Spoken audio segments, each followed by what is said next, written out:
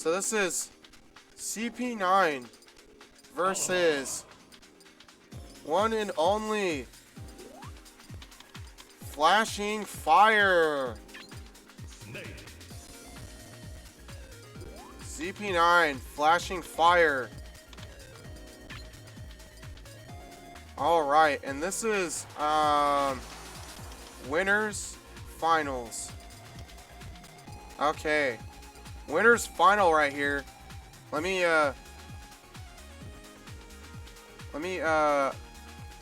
losers final grands, winners finals. There we go. And then FlashingFire is on the left. 3, 2, 1, go. FlashingFire is right here. Sorry guys, trying to find names. FlashingFire, there we go. And then CP9. Okay. There we go. Alright. Okay, alright. Okay, and then we have this on here right now. These are two of the best Oklahoma players to do it. And it doesn't surprise me that they are both in winners meeting each other. FlashingFire is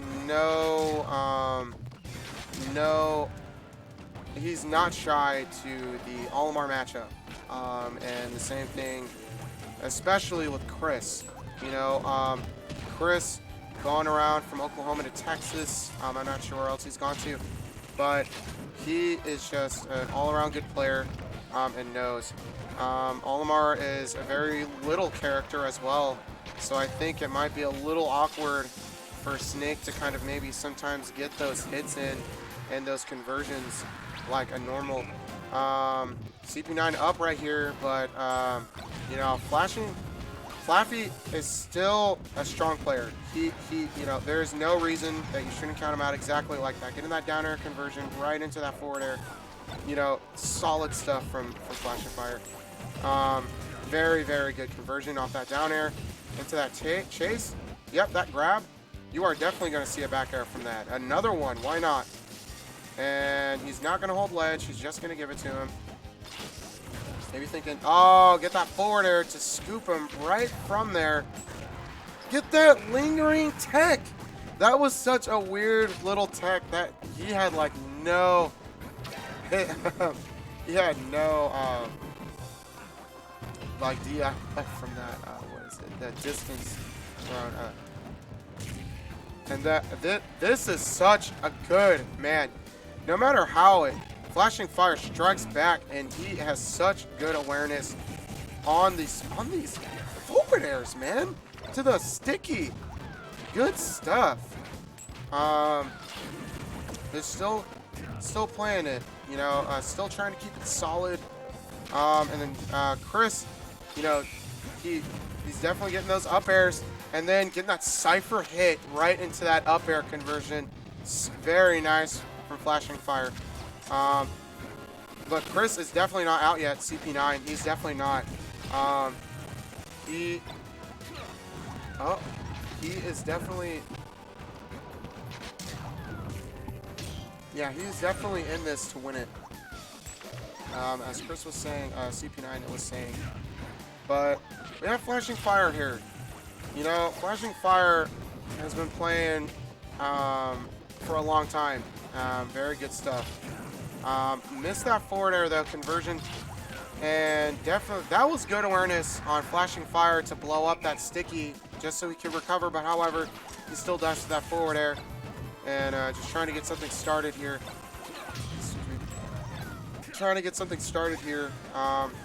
Really good stuff by FlashingFire. He's definitely holding his own against Chris, and it's very nice getting that forward air. And this is still only game one. They have played each other for so long, you know, and this is, oh, this is it. Yeah, all right, because he got that sticky, getting that grab in. Oh, sorry, getting that grab in. Can we hop in? Yeah, of course. Yeah. I'm gonna hop off. That was Zornism.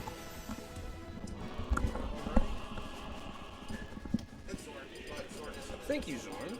Holding down the fort while we're catching up like old times. So that's if I was going to shout you out, that's what I would do. Alright, Flaffy won that first one. 2, 1, go! All right, Team Twinkle Toes back in the fold. It's been a minute. It sure has. All right, fresh in here, fresh bench. Let's go. And we got, let's see, FlashingFire versus CP9. What? You're a 7-minute match, 6-minute match just a minute ago. Yeah. Like. No, we're about to watch a clinic on absolutely expert play of two masters of their craft with their characters that will put most people to sleep. Yes. And that is not a burn. That is just how the matchup works. No. Like. And there's nothing flashy about this game at all. About this game? This match. Oh, Not okay. the game, no. I was like P+, still good. Oh, I was gonna be like, oh, you went full melee. Full melee. SD remix. Let's go. Shout out to SD Remix though. SD solid. Remix. Yes.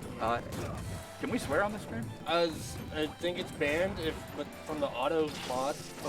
Oh, okay. Well, in either case, Melee SD Remix, it F-words. It F-words pretty hard. It F-words really hard. Okay, and Tia says... See, that's what I'm saying, the auto mods attack us. Oh no, here, I got you. I got you. There you go. Haha, gaming the system. In either case. How long would these guys go back? So Flaffy came into the scene before Chris.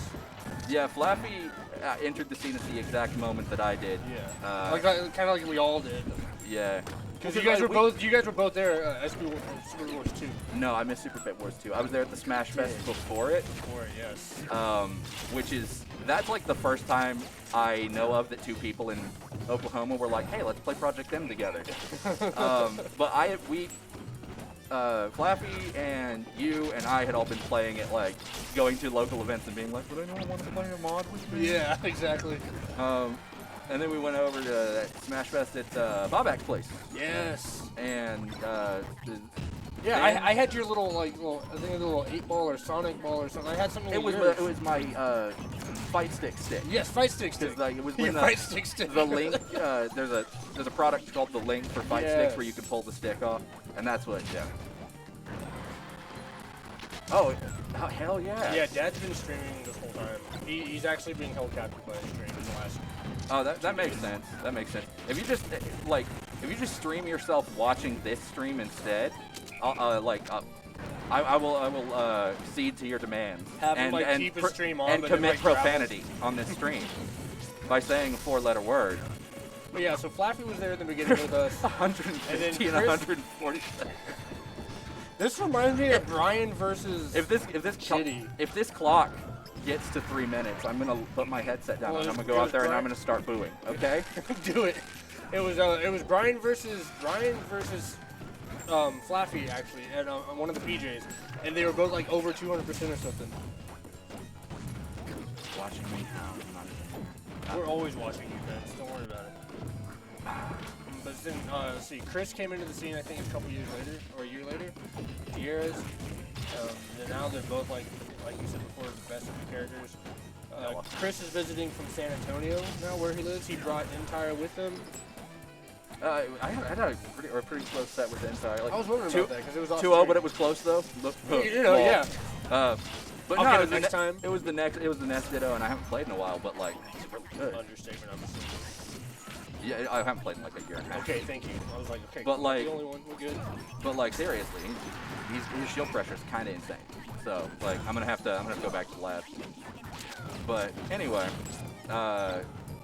some stocks actually left while we were talking. Stocks never showed up. Fuck you. He's still waiting to see if he can go to lunch and watch the stream. I know you're a dad, but you can't make a joke that dad joke, okay? Blame this match for still going on. Oh, man. And here's the thing is, like, I actually like watching these matches. I know it's, like, weird, but seriously. So, like, One of my favorite sets I've ever watched was a Super Street Fighter 4 exhibition between literally like Filipino champ and Daigo at his height, and it is about like 10 minutes total time of Filipino champ doing standing heavy punch every time Daigo throws a fireball. He's just negating At it? full screen. No, they're trading. Oh, they're trading, okay. Yeah, yeah. And Dulcim sort of wins that trade maybe sometimes if you squint. Like, 159, 124. I was convinced by the time I got done telling that story it would have been over, but... Well, you told that story to tell that story. Oh, now it's over. all right. The clock got below 3, so they're lucky. I didn't see it that time. But if it happens again... But if it don't go... Okay. I thought I saw Delfino's hovering. Oh, no. Oh, that would have been... So, I'll say this. Chris has kind of been on a tear ever since it was... he lost the second game against Cadenville. Then the third game, I think he like almost four-stocked him. And then he lost the game. But Chris has been just on a tear since 2 matches ago, I think. Oh, yeah. Oh, and boom. You're going to have to get back, but Olimar's a hard character to get back against if he's competent. Chris didn't want to risk it. He's like, nope. Well, now you just kind of let him have the ledge. Yeah, It's like, how are you going to get off the ledge? You get that one. Oh, okay. All right. Just let Flappy make a random mistake. Yeah, that's. I've seen a couple of those from Flappy today. It's a little uncharacteristic. Hey, Jill, Honus is high. But yeah, let's see. We've got it being at this percent versus CP9's Olimar specifically. It feels so like because my favorite thing about playing CP9 is you'll be playing him and you'll be thinking I'm doing all right. Like we're going like probably even, and you look down and he has like 2 like the entire flow of the more match stocks. is going good. Yeah. He just like you said. he turns the tide of a match in a way that's like you don't notice at first that you are losing. You do the like normal like you nod your head when they get a kill on you. You're like okay, yeah, I get that. But you're still in the mood. Yeah. You're not feeling like demoralized or anything. Like if you get sticky and die off the top at like 60%. Yeah. Like if that happens. Yeah. You feel like it's fundamentally. That got patched, I think. So yeah. Yeah. Okay, so this is Flappy's counter pick, but tell me why it doesn't affect Chris too much as an Olimar player. Well, that's the thing is Olimar's kill moves are some people used to call purple Pikmin Olimar Ganon with a sword. Yeah. And like when you get hit by one of the purple Pikmin moves and it really crunches you, he kills and combos to a surprising degree that's like kind of obnoxious. And it's kind of like the Captain Falcon thing, where it's like, oh, yeah, Captain Falcon doesn't care how big your blast zones are. He's going to knee you and you're going to die, regardless. He's not going to put you out there and you're going to fail to recover. Now, why Flappy wants to go to a big stage is it gives him more room to set up. It gives him more room to get away and set up and just kind of, to use a tired expression, give the opponent enough rope to hang himself with. But build a narrative. Yes, build a narrative. Okay, all right. But the entire thing about Olimar is like when he kills you, he just kind of kills you. So the big thing that would make this bad for a lot of characters against Snake, which is he's going to live a lot longer, doesn't super come into play. Considering that Snake and Olimar were both living to 150 on Smashville, you're probably going to see them die about the same percent. 143. Yeah. Okay. Regardless, because that's just how these characters work. So using that, segueing into this, how much do you think about the recovery issue, whether it be yours or your opponent's, in this case Snake, when it comes to picking a stage or banning a stage? See, I don't think the recovery comes into play too much here, because like you're not going to have a lot of like gimps in this matchup. So that is normally why a lot of people would pick Green. That exact reason is like, oh, I'm a heavy character and I have a really long recovery, so I get more bites at the apple. But that's not really going to come into play. I think it literally is just the size of the stage is why Flappy's going to pick this this against Olimar. Right. And it seems to be working out for him tangentially right now. He's got a stock lead, but the percent's a little crispy. He's well done for sure. 127 on Dreamland. Yeah, there you go. All right, so this is pretty much even now again. Olimar hits you twice, and you're at 50. So And Olimar's going to kill more off the side, right? Sometimes he's got some surprisingly like decent off the top options. Does, Like up air's kind of nasty off the top. Oh, Snake can count to 3. Snake gets out of fucking. He did it Snake twice. gets out of combos so quickly. Oh no, wait. with the Okay, sniper. that second one he was reloading purposefully. That wasn't the. Okay. All right, never mind. Ooh, ooh. Back air. Oh, nice empty hop and the grab. Fair. Oh, that was. He only has one. He's keeping the yellow one. The yellow one, for those who don't know. Oh, yeah. no. All right, there we go. But the yellow one he was keeping just the yellow one and not pulling anymore because the yellow one is the fastest one. It's the electric hitbox, and his moves, all of his aerials get faster with it. Okay. And they also have a decent amount of killing power and combo potential. So, like, if you're really just trying to snipe somebody and, like, catch them doing something dumb, you're going to want that frame data advantage. Kind of like to get out of a chain. Yeah. And at the percent they were at, like, there wasn't a whole lot of lineup management that would have been necessary there. He just kept the yellow one and... Okay, so Chris goes FOD. What do you think about the platform layout? Not so much the layout as much as the height. The Dreamland platforms are higher. I think it's the closest thing to a national disaster that TM has ever had. That Fountain of Dreams is still legal. So COVID was better than. You know what? I wasn't gonna say it, but yeah, actually, that was a joke, everybody. But no, for real, like this platform layout. See, here's the thing: is Snake does really weird stuff on this platform layout too. So I'm not sure. Once again, I think it's the stage size that is the main factor here. Okay. Also, the high ceiling. Snake isn't going to be able to kill as like. How do hit Snake's laid mine? Would be his down smash or his sticky? If it's on a platform and the platform sinks into the ground, does it explode or does it stick to the ground? I believe the C4.